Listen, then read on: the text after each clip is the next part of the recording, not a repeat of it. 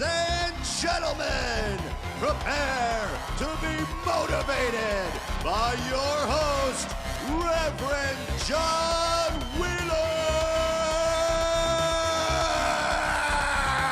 Now shut up! You shut up! Sit down! Shut up! Shut up! Ladies and gentlemen, the apocalypse is at hand.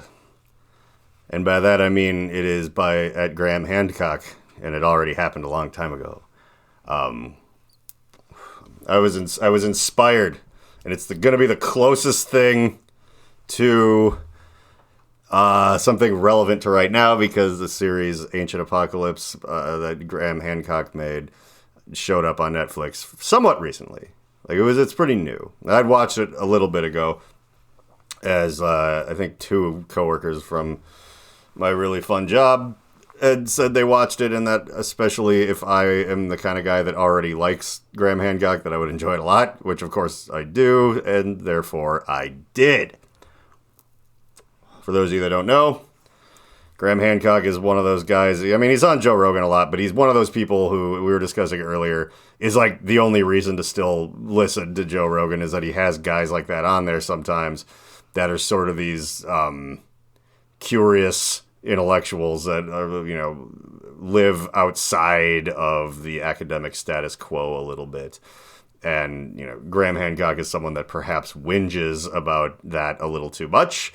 That there's a lot of science out there that was good at one point, but the thing about science is that it moves forwards as you discover that leeches don't cure syphilis and such through time. And there are people who sell leeches for a living that would rather that information did not get out. And that is sort of the rub with him. And it has to do not so much with leeches and medicine, but history.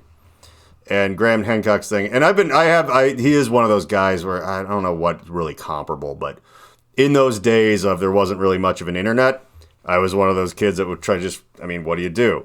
So I would try to find the weirdest books at the library. You might actually find the Anarchist Cookbook back in those days, just in the fucking public library, and you could read. And, all sorts of countercultural things and, scientific stuff outside the norm. Ridiculous stuff about UFOs and other things that are probably just complete bunk. Not having anything to do with people like Bob Lazar that might actually be onto something. Speaking of a Rogan guest that I'll always go back for.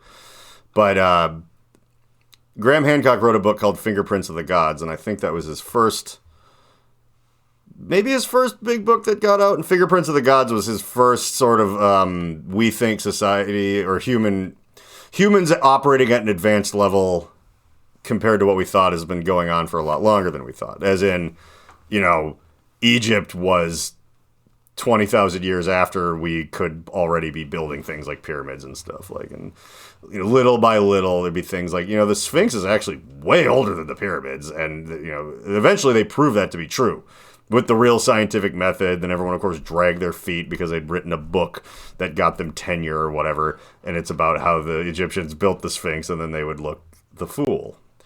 But not really. I mean, again, you have to be careful that science doesn't become religion, where it's this thing where it's like, well, we believe it no matter what. It's like, no, if you find something better that makes more sense, you kind of have to switch to believing that. But as I've said before, as much as I have a love of science and intelligent people, like scientists and doctors and stuff, they're the good guys, generally speaking. But they're also human beings, and human beings are the bad guys, generally speaking. And that's kind of the trouble there. And so the fun journey of Graham Hancock stuff, like me reading, a library book in the late 90s talking about how, there was people building tools and aqueducts back, when we thought they were using sticks to catch bugs or whatever.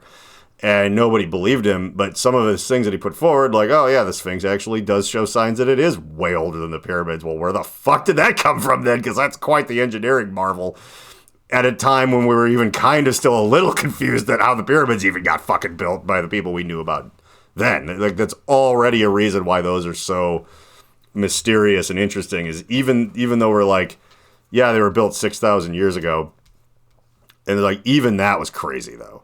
But then they're like, oh yeah, they might be older than we think. And then the thing that's there that we thought they built, they didn't build, and it was there when they showed up, and that might have been there for thousands of years before they showed up, really fucks everything up. And they're like, yeah, well, it kind of turns out that seems to be the case. And then he had this other theory that there was this place, I believe in Turkey, I think it's where this is, a thing called Göbekli Tepe, where he's like, I think there's like a giant structure or the foundation of one or something like that, of like a large civilization. And it's like 12,000 years old. And they're like, no, people didn't even know how to like dig a hole yet by then. And we were just running around with spears or whatever. And there's no way. It's that old. And then technology got better. You know, they're using LiDAR, or the light radar laser stuff that you can see underground with. And they're like, oh my God, this is clearly built by people. And they unearthed it. And just real quick, people who don't know exactly who Graham Hancock is and what his theory is he speculated that an Ice Age civilization was destroyed in a cataclysm, but its survivors passed on their knowledge to hunter-gatherers, giving rise to early known civilizations of Egypt, Mesopotamia, Mesoamerica, and Mesoamerica. Yeah, Mesoamerica, yeah, because that's the thing though. I was getting to that because that whole big theory of his was a thing later on with him. I mean, he's had it for a while now. But I know, when we were just talking about the series on Netflix, so that. Oh yeah. I was laying some groundwork. We were gonna get there. Yep. I was just saying that I've been familiar with this guy for more than 20 years, and it's been very interesting watching him go. Well, I mean, yeah. Look at all. Fingerprints of the God, 95, yeah. Yeah. But Fingerprints of the Gods, I don't think he was really talking about the Arctic cataclysm or the Ice Age cataclysm or anything at that point yet. I think he was like, something must have happened, but I don't remember him putting forward that, you know, for sure this is what went down. And I just bring it up because a lot of the things he talks about in that book, like Göbekli Tepe and all that stuff, fully people ridiculed him and were like, this isn't true, blah, blah, blah. And then it's now just accepted fact that it's totally a thing. Like, people are just like, yep. It's listed as controversial literature. Yeah. Because that's the thing. It's stuff that's ends up being pretty accurate, but isn't when he's writing it. And that's the thing. When you have a new idea about something, that's how it works. The impressive thing with this dude is that he kind of managed to, like, stay relevant and, like, become someone that the biggest podcaster in the world regularly likes to have on and talk to about stuff, which gave him like a huge platform. And then, you know, now there's this Netflix series that a lot of people have watched that totally he just lays all this shit out.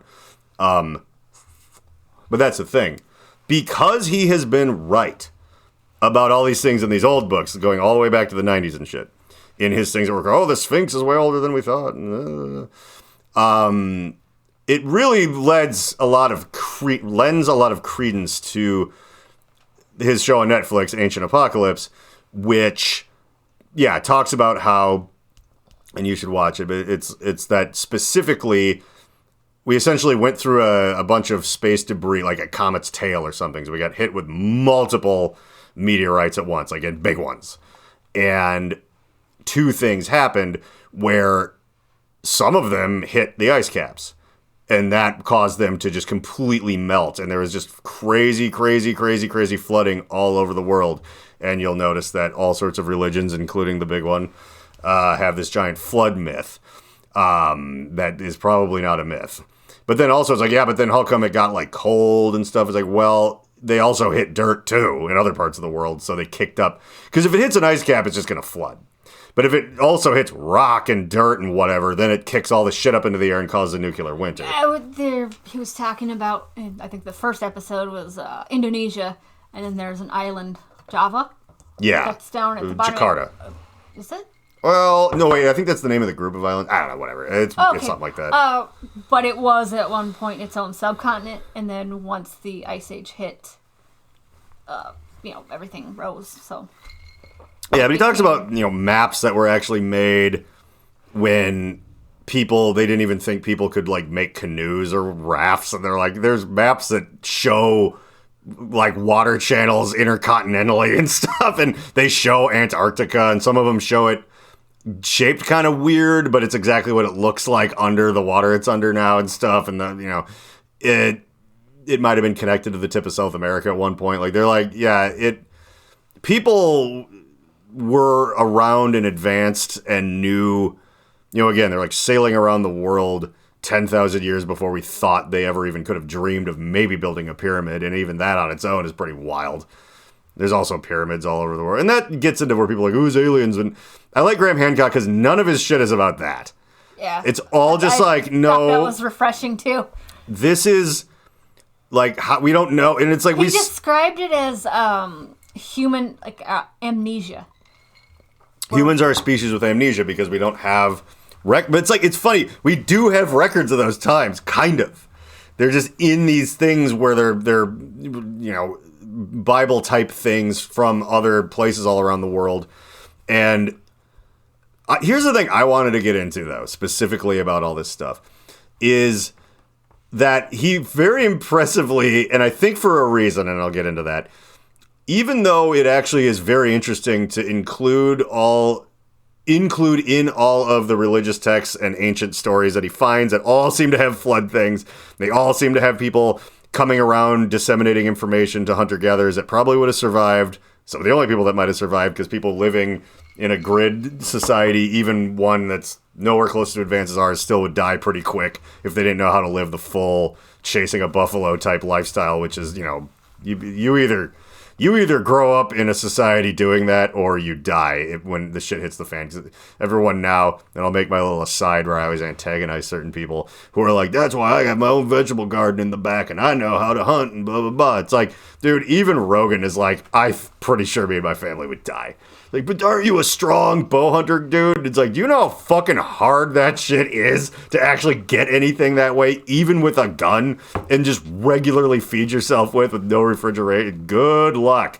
And those tomatoes in your backyard, those will last about 2 days. Great. Like, no, we're fucked. Anyone who's got these big plans, unless you have formed a full non-agrarian together society that can operate completely independently of anything, like reindeer farmers in Siberia, will be fine. And that ain't you if you're listening to this. But I have Bitcoin. Oh yeah, that's gonna still be around. Fucking idiot. So, yeah. The thing that he leaves out, though, is he actually really doesn't mention the Bible's version of any of this stuff. And I think it's kind of specifically because you cannot feed those weirdos. You just can't. Because there's, like, I've been adjacent. I stumble to say I was friends with. But I was adjacent to people who had the real wild Bible guy beliefs that the government's hiding Cyclops bones and giants and things. They don't want us to know that the Bible is actually true. So saying things like there actually was a global flood that wiped out most people and like there was little groups of people that were still left and blah, blah, blah, blah, blah, blah, blah. Like, oh, so the Bible's 100% true, then you need to sit down because it doesn't make all the magic true and the fact that you don't want women to be able to vote okay. Like, none of that does any of that. But Graham Hancock, I think, kind of knew that. He's like, I can't just go, yeah, so basically all this stuff is real. And it's like, oh, good. Well, then, let's go burn some gay people. It's like, oh, God. You're so maligned. I love looking at the Bible not through the lens of any modern crap from people, and it's actually fascinating. Because here's the thing he didn't bring up, and that's why I wanted to bring it up. In the Bible, it does not say that, and yeah, I'm one of those, agnostic assholes that definitely read more of it than you ever have.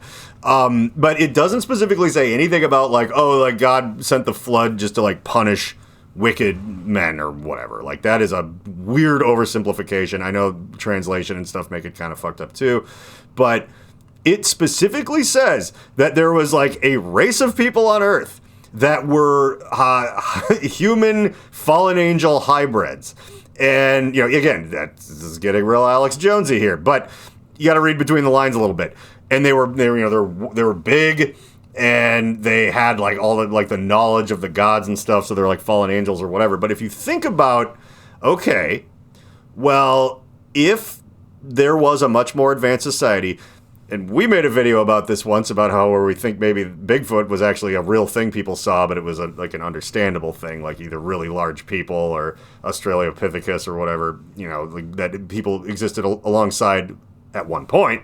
And then stories were just kept alive because, again, a lot of indigenous people's tribal verbal storytelling stuff, they do not factor time in. And we went over this in the video because look, you don't start going, we haven't seen this 10-foot ape in a while, so I assume you can just wander into the woods alone. Like, no, that story is now on the record. That thing is just going to be described as if it's still there, even if it's been gone for 6,000 years. Yeah. And the people in those groups, like, are alive right fucking now. And, like, when people, like, you know, from other places landed here and they talked to them, they're like, there's this, you know, thing out there. And there's not anymore, probably.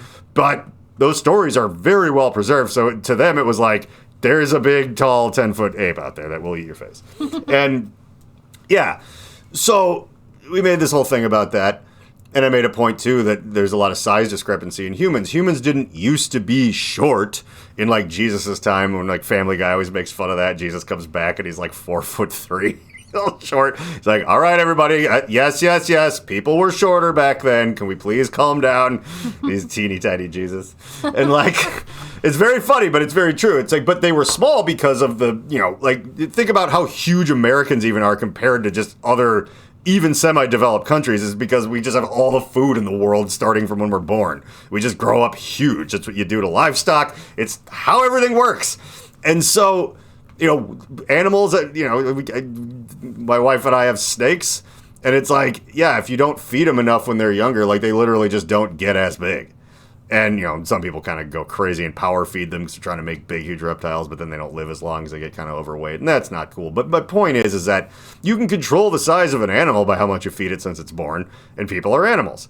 And food, you know, fruit wasn't the thing we know of now. They're like these awful little bunches of seeds with a tiny little bit of strawberry meat on them, and, you know, that's what you're trying to survive on. You're chasing down shit that you're going to eat, so you're burning calories like crazy. People just didn't get that big.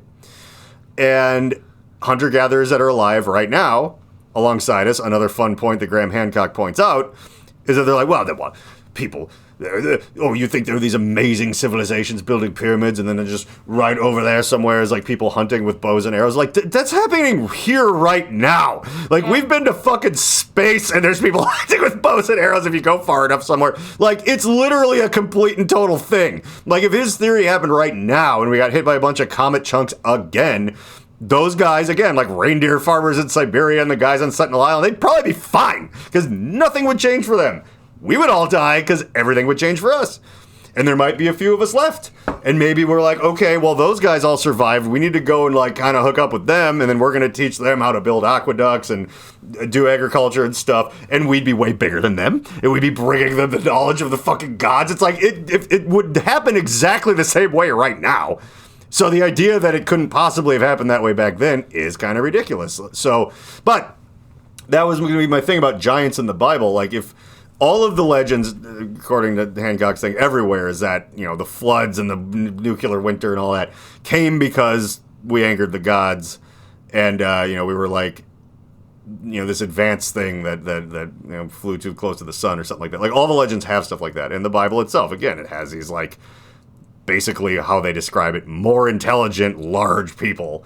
And their just reasoning is that they must have been hybrid with fallen angels. Or maybe we'll find out that there's more truth to that somehow, too, and they're talking about aliens. I don't know. But all of them kind of say this. And just because it was back then, the people who were really well-fed with agriculture and livestock and all of that stuff would be a lot bigger than the hunter-gatherers. They'd be people that would come by sea and be these huge things. So it's like, I know why he probably didn't go, hey, parts of the Bible is true there, crazy pants. Go, how do you feel about that? I don't know. Maybe he didn't want that responsibility, and I kind of understand. But nobody listens to me, so I can talk about it, and it doesn't matter. And I just am tickled by it. Like, I'm not really going anywhere with this other than I wanted to put it out into the world that I do think that the biblical story of the flood and the giants with all of these, like, weird powers and knowledge and stuff from the heavens, like, probably was about all that same shit. And there probably were people who were interacting with people with a huge size difference. So they'd be like, they're giants. I mean, how much bigger than you does something have to be? You know, again, like, if I'm me and I go to some, you know, undiscovered tribe in the Amazon, it's like they're going to come up to my maybe rib cage. I would say fucking, I'm not even that, I'm like 6 foot even with my shoes on. There are people around that are 6'5". Like, You know, like if your dad in his young days went and met those people, like up to here, they'd be. And so imagine you see yourself as normal size compared to everyone you're around, and you meet someone and you're staring into their belly button. That's a giant. That's what that is. And that exact relative difference exists literally right now, and it often goes along the lines of agricultural advanced societies get really big because they have more access to food all the time, and hunter-gatherers are scrambling for their calories and they don't get as big. And so those are the biblical giants that all got wiped out. More advanced people. You get advanced, you get big. You get too big for your britches, God floods you. But that's what fucking happens, I guess. Yep. You know, and I don't know. It's fun to go. It doesn't have to be aliens, and it doesn't have to be God. This all could literally be chalked up to shit that happens that would definitely happen the same way no matter when it happened. Pretty much. And I love that about it.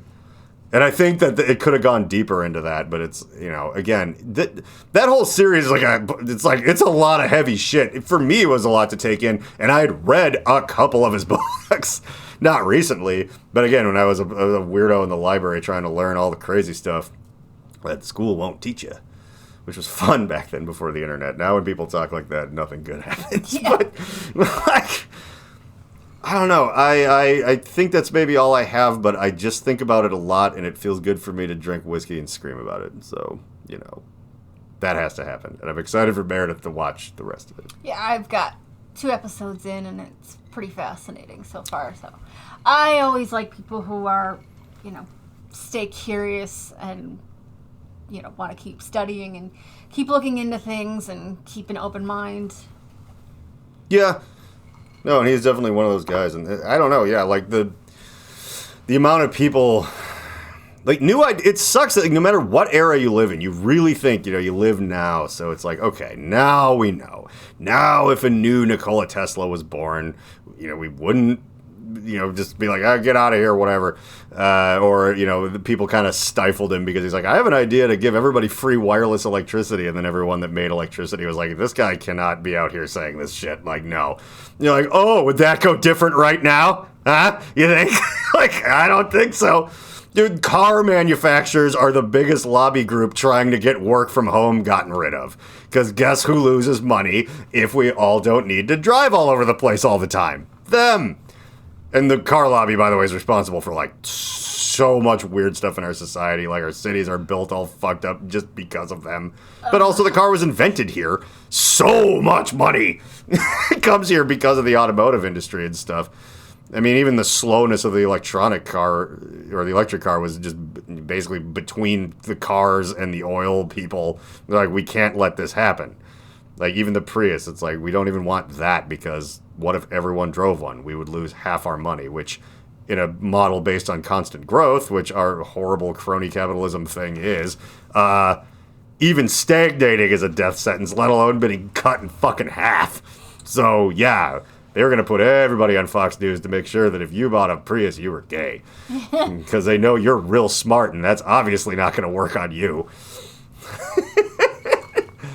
Oh, yeah, if you believe that, you're a puppet of a horrible, evil corporation. I hope it stings. Anyway, no, I came to that conclusion on my own. There's nothing cool about an electric gas hybrid car system from the future. Obviously, only fucking dudes is what that makes me think of. So, yeah, no, you had that idea on your own, for sure. You and all your friends all at once. Speaking of horrible, awful rich people, I've done, not a 180, but just on maybe a 180 on one real weird specific thing that is only very, very loosely connected to what I was just screaming about. And okay, so in The Great Gatsby, right? This is have you ever like read or watched a movie adaptation of that or whatever? No, surprisingly, okay. No. All right, you wouldn't have to, but in that book and movie, several movies, the one with Leo's good. It's very well outlined, like old school Eastern Seaboard, high society shit, you know, in those days. And a thing that comes up in that is a very real thing. And it gets touched on in Mad Men. It gets kind of, you know, it was a very real thing, and you can go look into it if you want. It's kind of fun and infuriating read. But old money always hated new money. Like people that have come from families that have been rich forever. Even if you're richer than that person you're talking to right now, but you made that money, or maybe even just your parents did. God, now I'm just thinking of Always Sunny. It was like... Oh, they're new poor. We're what we call old poor. And yeah, it's like we know how to live. Well, yeah, and that I love how that actual Always Sunny bit, like, I don't think one influenced the other, but Stanhope, probably around the same time, had a whole bit about what being poor in America is versus what actual poverty is. It's like, oh, you have to roll your window up on the left side with the pliers when you drive your car around. Or, oh, I have to pirate this series from Hulu because I can't afford the version without the ads. Like, that's American poverty. And then he goes into how, like, you're not spearing rats in a dump to feed your family. Like, and whatever. Like, it's a funny thing. And it is almost a new old poor thing. We're like, oh, do you know how to survive poor already?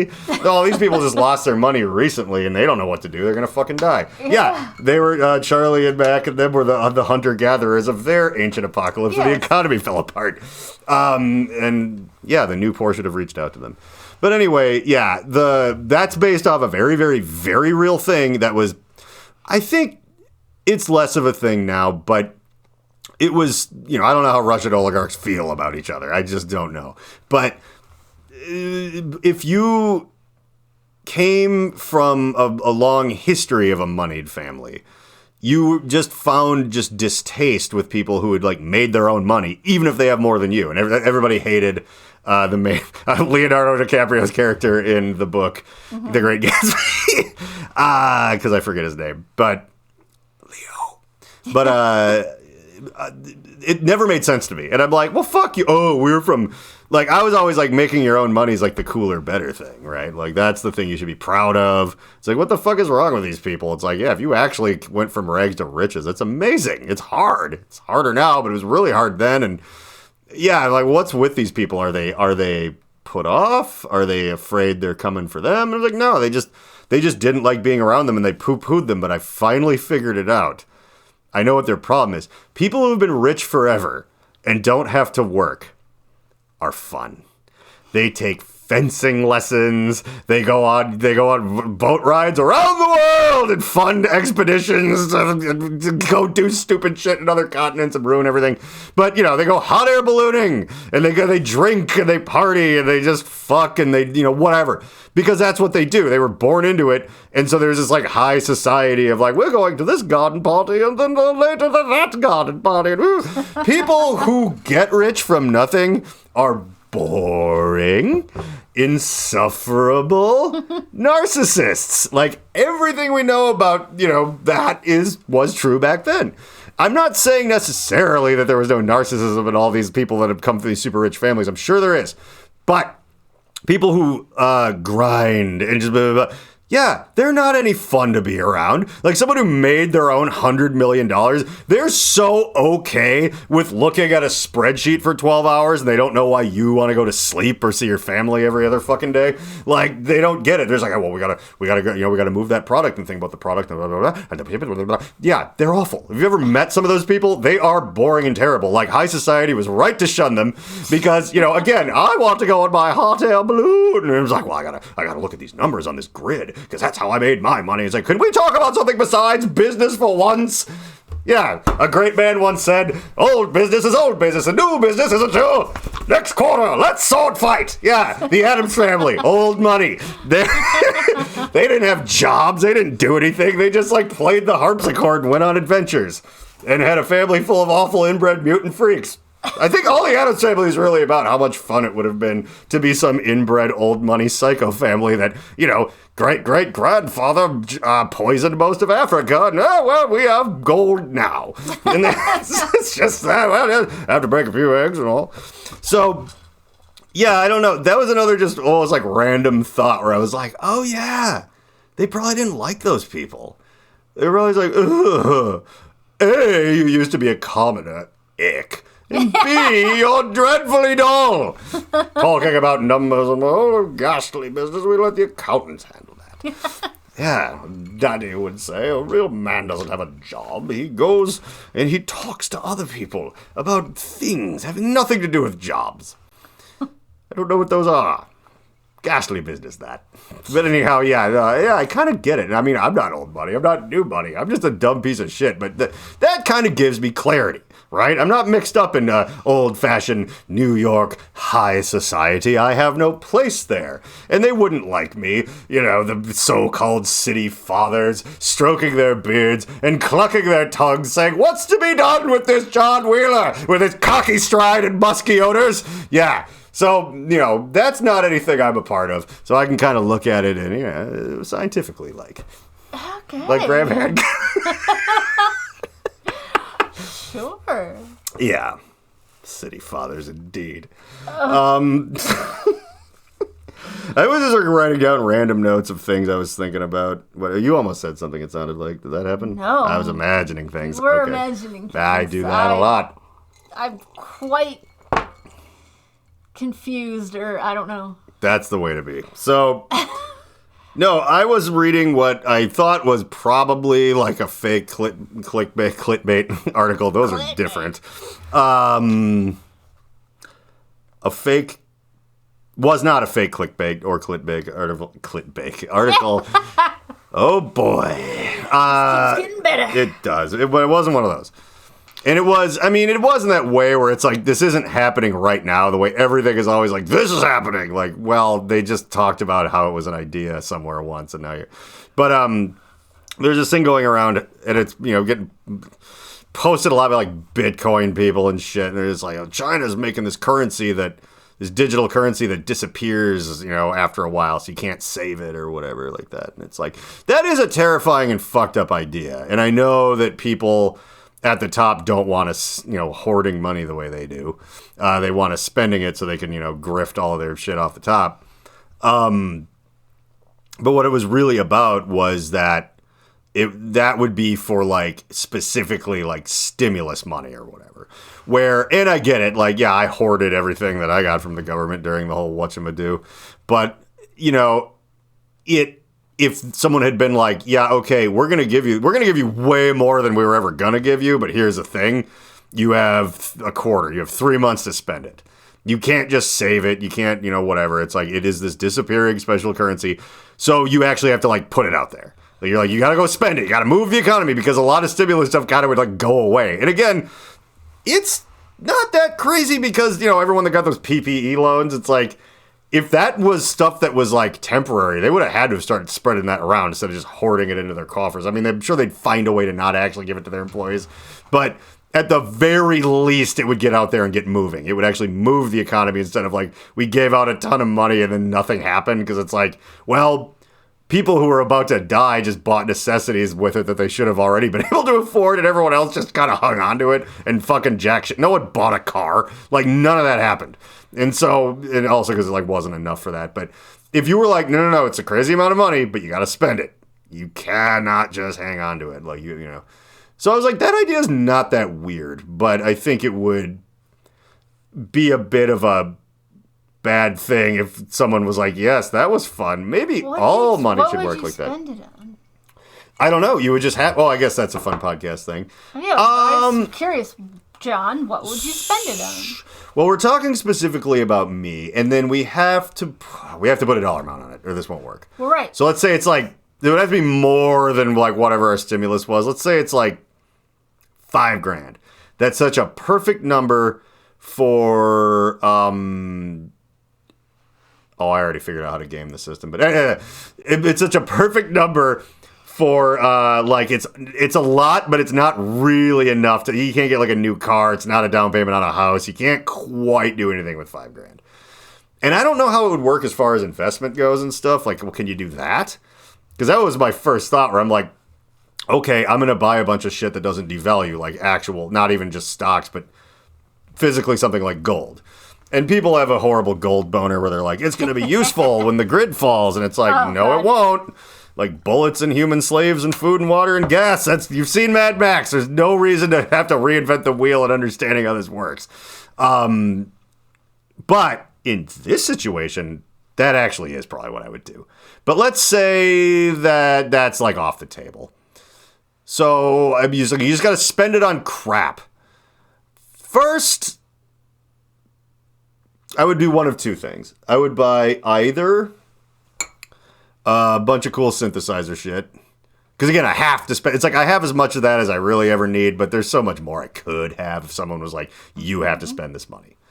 That's like one possibility if there's something that I like really, really wanted, and it would probably like just all new computer shit, maybe something like that. I would probably build up my infrastructure a little bit, but if I was already maxed out on that, which I partially am on some things, maybe just a whole bunch of guns, or at least some guns and a nice new laptop, or I don't know, probably. Musical stuff, computer shit, and weapons. Because that's just those are hobbies for me. Like, I like that kind of stuff. And I think most people, they last. If we're talking Americans, would probably do the same thing.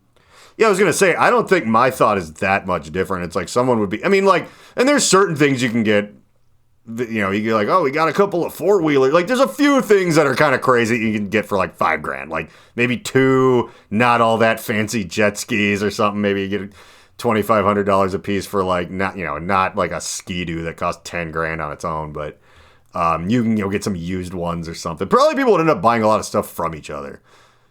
But that would be tricky because you're like, yeah, but that's that same disappearing currency. And that's the thing. I don't know how it would work at that point. Right. Which is really where that article fell apart. Because I'm like, well, what if they fly through a time zone and there's food in their mouth and then it technically is after midnight then? Do they turn into gremlins? All that talk did not get gone over, like, at all. Like, how do the gremlins really work?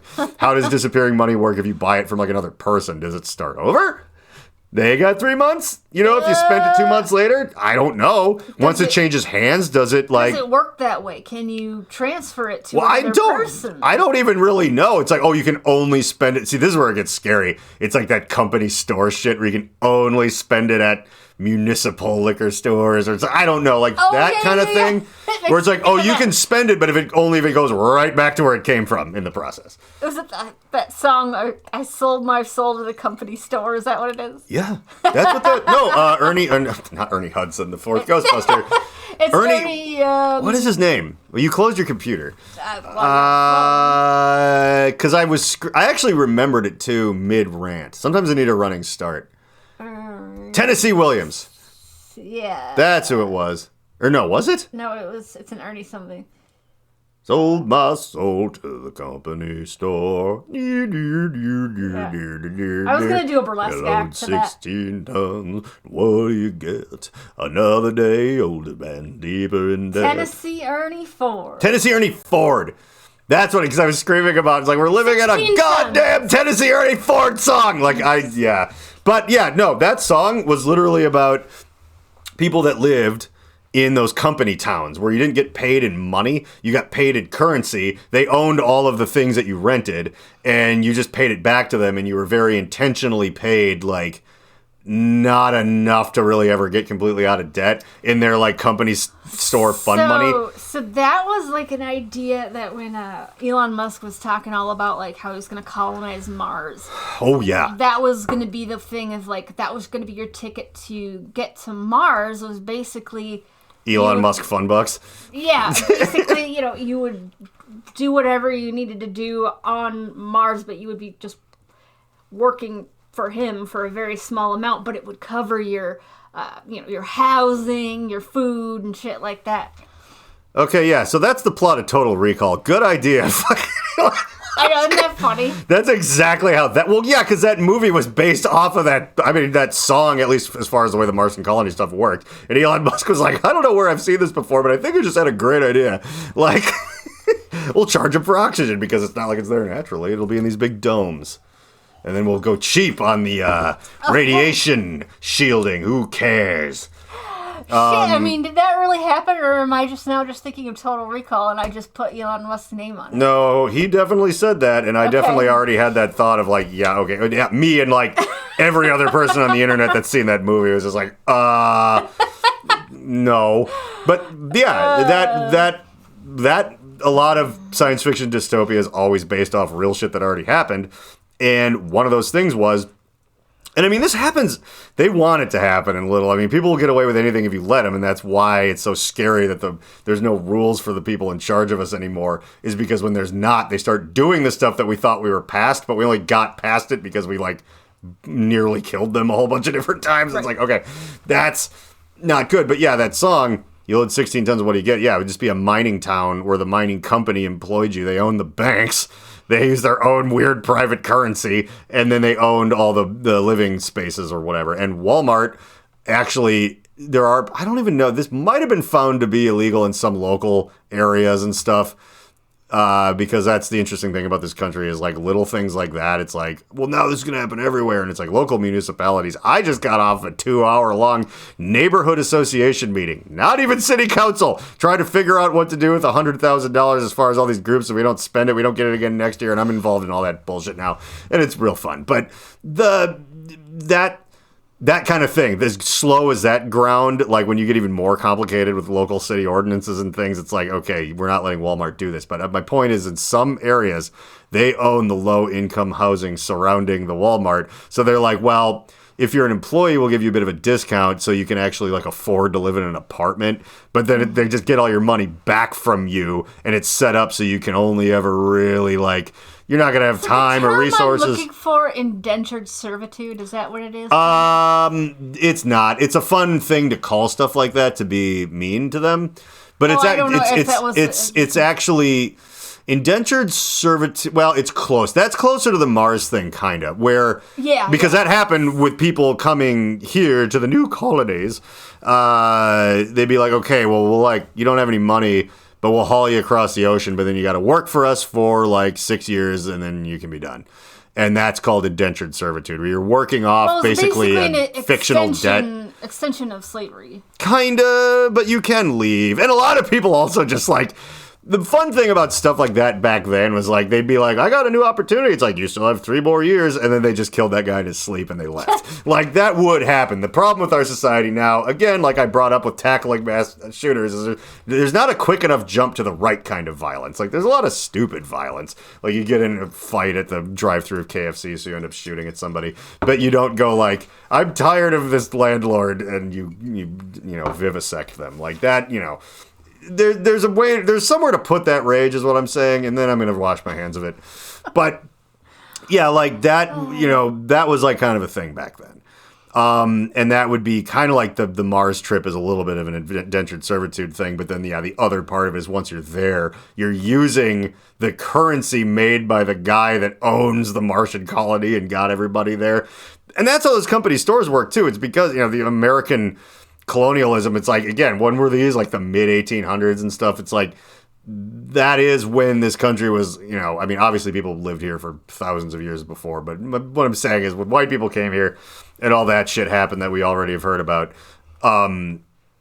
like it was this new thing. So there'd be whole towns that some guy just owned.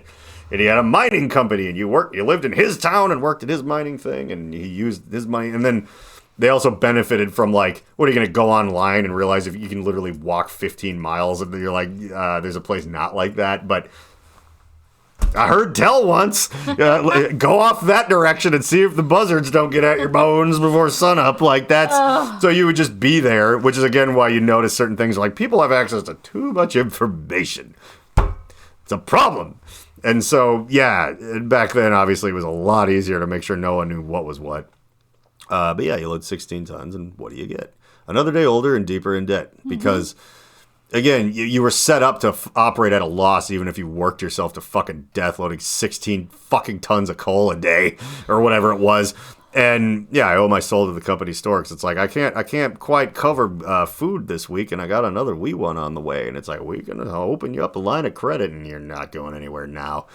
And, yeah, that's not how the whole country works. I mean, that's the other weird thing. We are using American fund dollars to, like, just buy things from each other. It's like a house, no one ever makes enough money to buy that all at once anymore. What we could do, though, is give you a loan.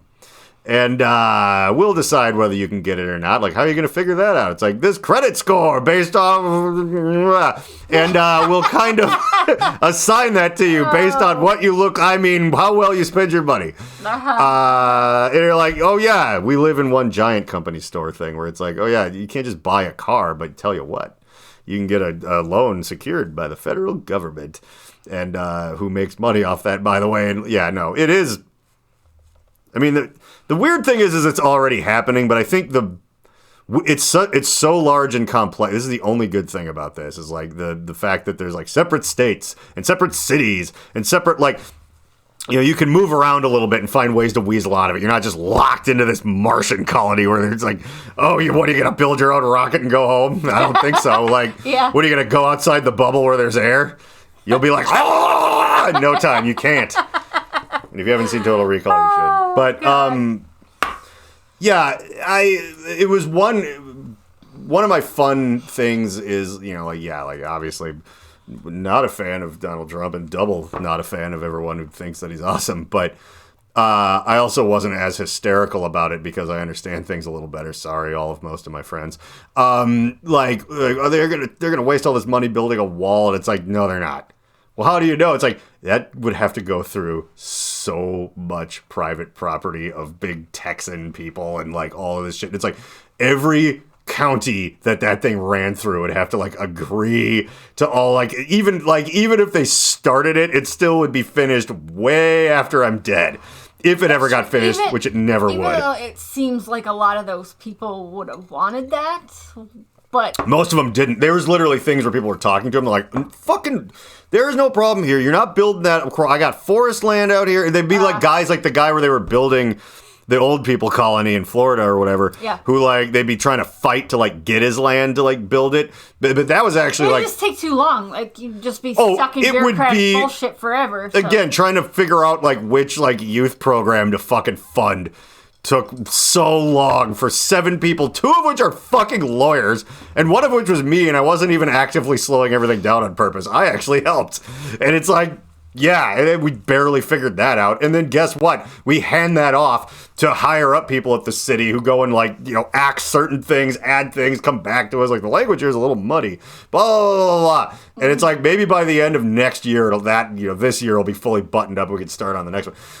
That's how that shit works. Now imagine trying to build something that goes through 9,000 counties and a bunch of giant private property owners. Well, this guy's all about it, but he's like, yeah, well, I'm going to have to charge you. And they're like, is everyone gonna charge us? And they're like, I just realized, yeah, that's a good idea. I shouldn't have yelled that. You're the government, right? Well, I'm gonna need, let's see, I do have this many acres, so that is about 100 miles of your precious wall. That's going to cost you about $10 million a month. Let's just round it up to $1 billion. And that's it. And well, we don't want to pay that. And it's well, you have a 200-mile gap in your precious fucking wall, man, don't you? That's, yeah. And, that is where, the gross, weird parts of America kind of save itself from the weirder, grosser parts somehow. But that's my thing. The fact that the whole entire country is a nightmare factory is a problem and everything like that. But at the very least, you can move to a different state where everything works totally differently.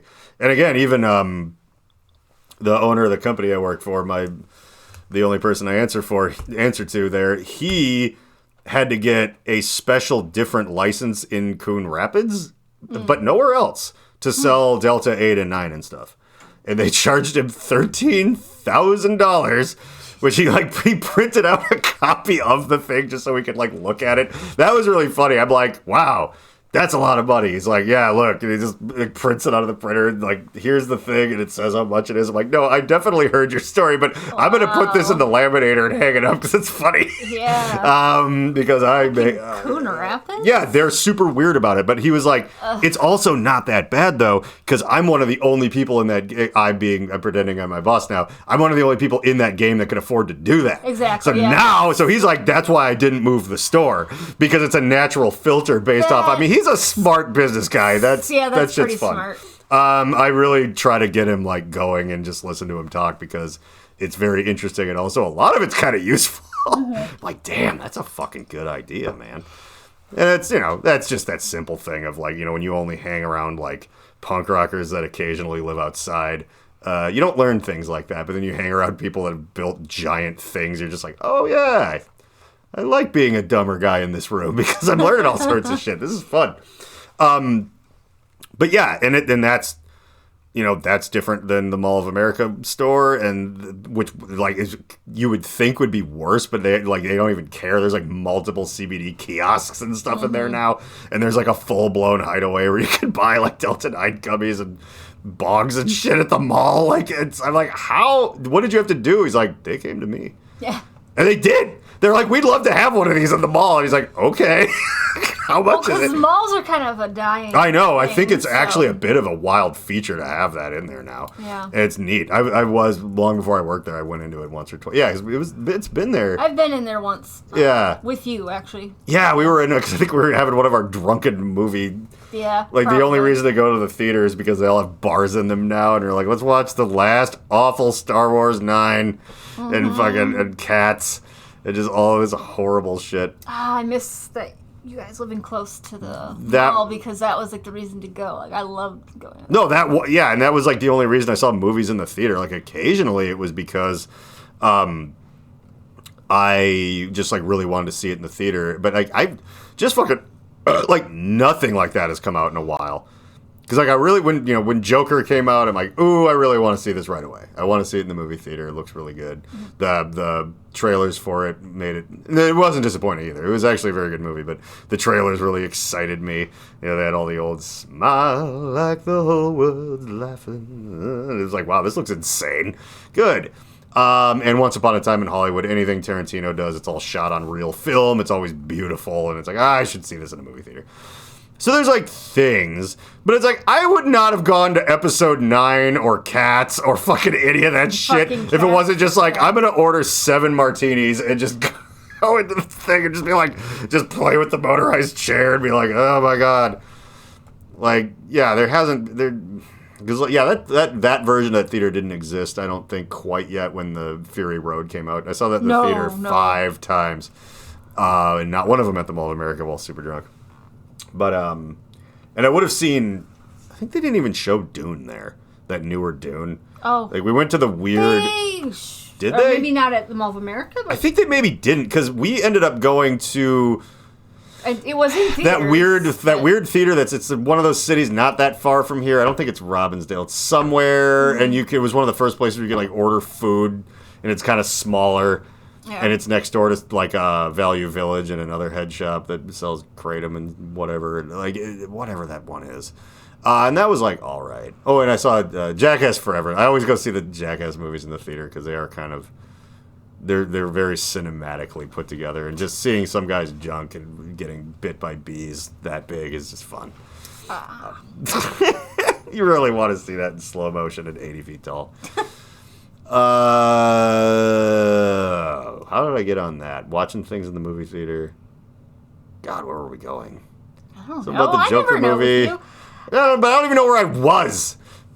Oh yeah, I was talking about the hideaway in the Mall of America. And then different municipalities, all the things. Every rule for everywhere you go is totally different. Yes. And I was talking about the border wall never happening, basically just because of that, and everyone being, it still could. I'm like, okay, you saying that out loud after I've explained this says a lot of bad things about you. But okay. But I brought that up because of the whole company store thing.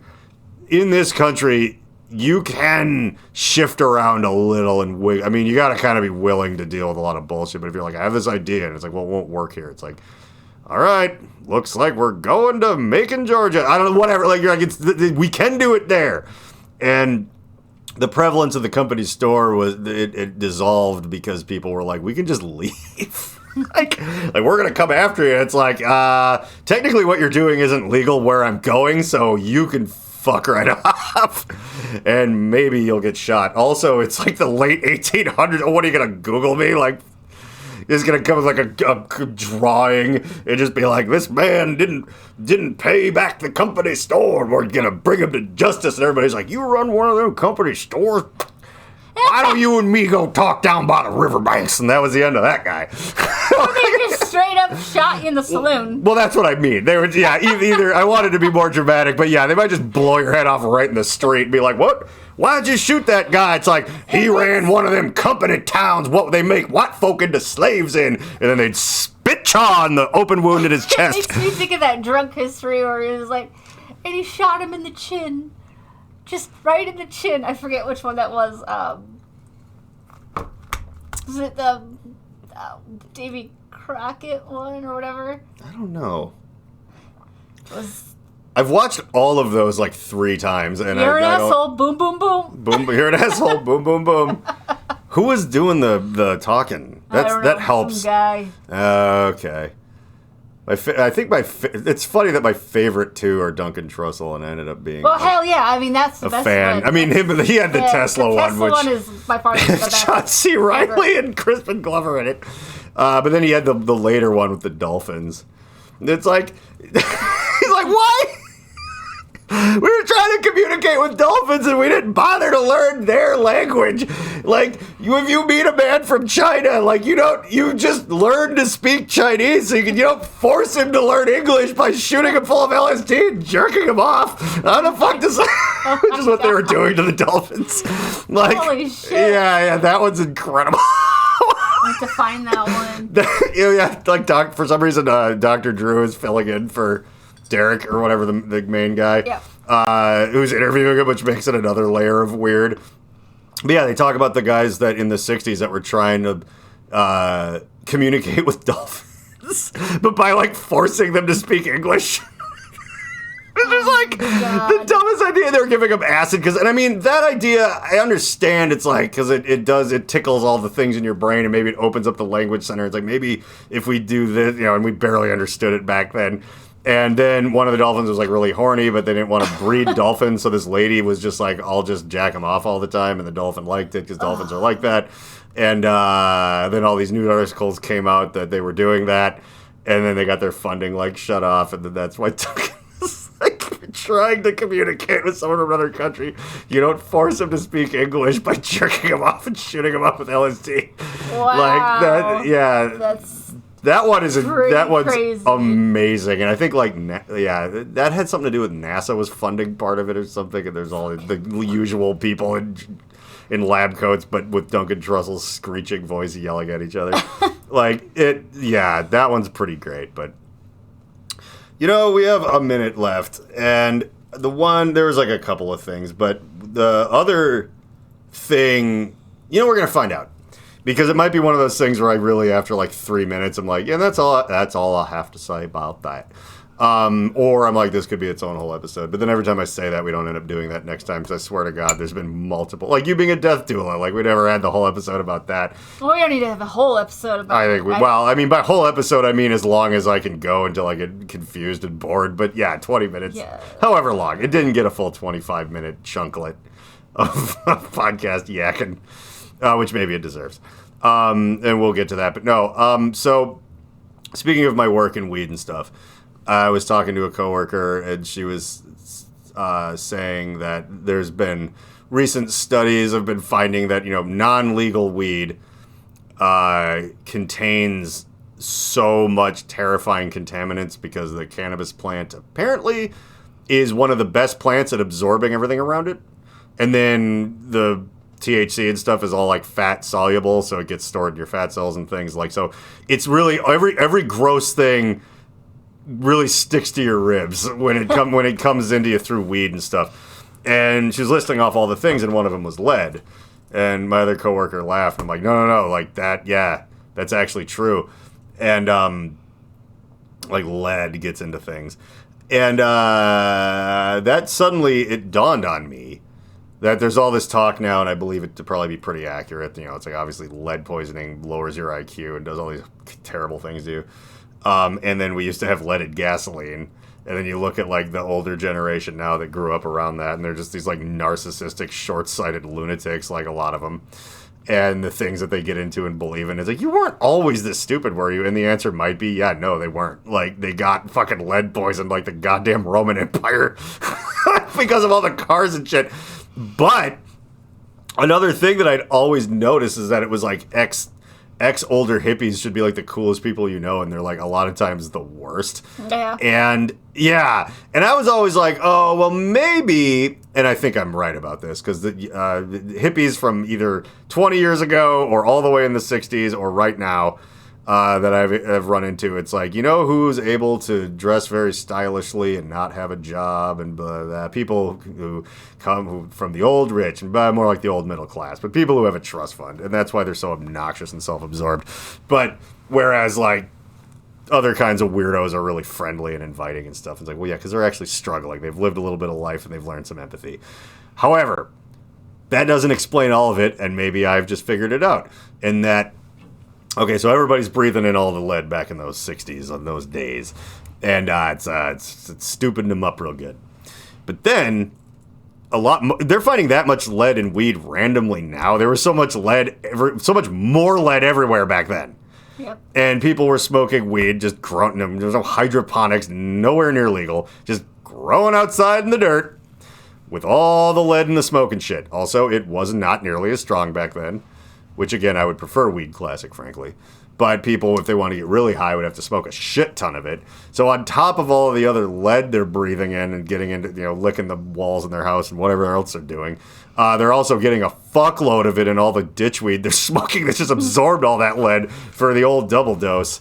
And that might be why old hippies who you're like, you were going to fight the power, you were supposed to destroy the Sith, Anakin, not join them. All of that stuff might be because weed absorbs lead, and we should really, it should really just be legal because people are going to obviously smoke it anyway. And then also you get to pick what kind you get, and it just helps. And the place where I work will Google Plex, tuple, and value, and I have an important job there, and that might be fun. But the main thing is that it sucks when you're buying, even if it's from a cool guy. Basically, if you're scoring weed in a state where it's not legal, your best hope is that someone just brought it in from a state where it is legal and you're actually getting some of the good. Because if you're just getting somebody's weird weed farm weed that just has absolutely no regulation, you're smoking lots of lead, and someday you are going to grow up and vote for Donald Trump Jr. just like your folks did. The Reverend John Wheeler podcast takes zero responsibility for the words, actions, or ideas of its host, guests, or listeners. Though the people on the screen may at times be speaking directly to you and may occasionally give you direct calls to action, neither Reverend John nor the Alchemical Cocktail Lounge are under any moral or legal obligation to answer for the potentially disastrous repercussions that may arise if you are stupid enough to actually follow the orders of a raving lunatic. Think for yourself and do whatever you want, because you're on your own. If anyone ever tries to sue this podcast, black SUVs will converge on your location in the darkness of night and you will never be seen again. Remember to like and subscribe.